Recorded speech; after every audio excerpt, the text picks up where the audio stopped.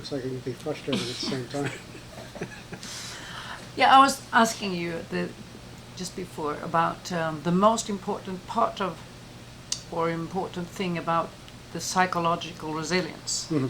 So what would you say, what would you pinpoint? Well, one of the things that comes to mind for me is confidence. And I would have to define and characterize what I mean by confidence. And there's a confidence that comes and is born out of experience and education and training, that a person truly knows their capabilities and knows their boundaries, and they've been tested along those lines, and they've got a confidence and an understanding of what those limits are. And then there are individuals who have what I believe to be false confidences, where they may have over-endorsed certain experiences that lead them to a false confidence. And I think it's the individuals that are more into a false confidence area that are probably more susceptible to traumatic events. And if you were to have to rate an individual's resilience, and again, resilience to what? I would say that individuals who, if we had a means to measure the genuine trueness of confidence, it would be the ones in the lower part of that scale that would probably marry up with lower resilience levels also. Much more susceptible, much more at risk of having psychological sequelae develop by exposure to various trauma events or even witnessing various trauma events. And I want to highlight once again, though, you got to answer the question: resilience to what? Yeah. And but that is kind of the first thing that comes to mind for me as an individual's confidence, and the trueness of that kind of speaks to their character, speaks to their resiliency, and their strength to be confronted with these situations. And what would be the contrast to someone that would be ignorant of its own capacity of having a resilience or to heal certain events that's been very damaging psychologically? Ignorance.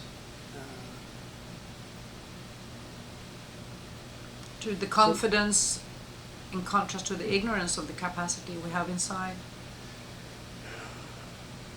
Maybe I just misunderstood you before, because I just thought you made that contrast between, if you have the confidence, that would be so much different from if you're very ignorant about what you have, what the possibilities is. Yeah, the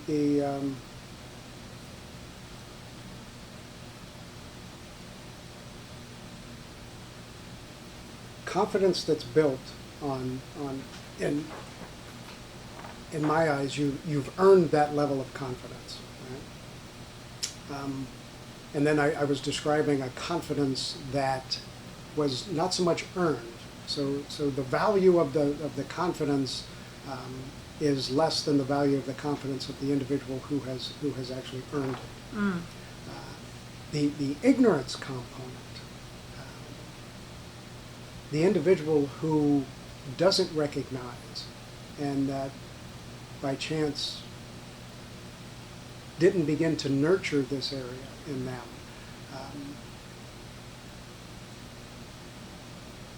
I would think on a resilience level, ignorance puts you somewhere in the middle of that population. Because I think I think that the individual who's fooling themselves in confidence is much more susceptible than a person who is ignorant in a confidence value. Yeah, okay. But again, purely my thoughts, and I can't point to any research that would substantiate any of that. But in seeing the people that we see here, you get a certain feel for the solid nature and the trueness of what they believe themselves to be. And in the ignorant individual, and I'm not so sure I'm comfortable with that term, but to use that term, Yeah. It would be the individual that doesn't necessarily get all that curious about themselves. They don't really explore that level. And they miss out, but not to the extent of the individual who's fooling themselves. Last question. What has been the most thrilling findings in your research recently or last years? Well,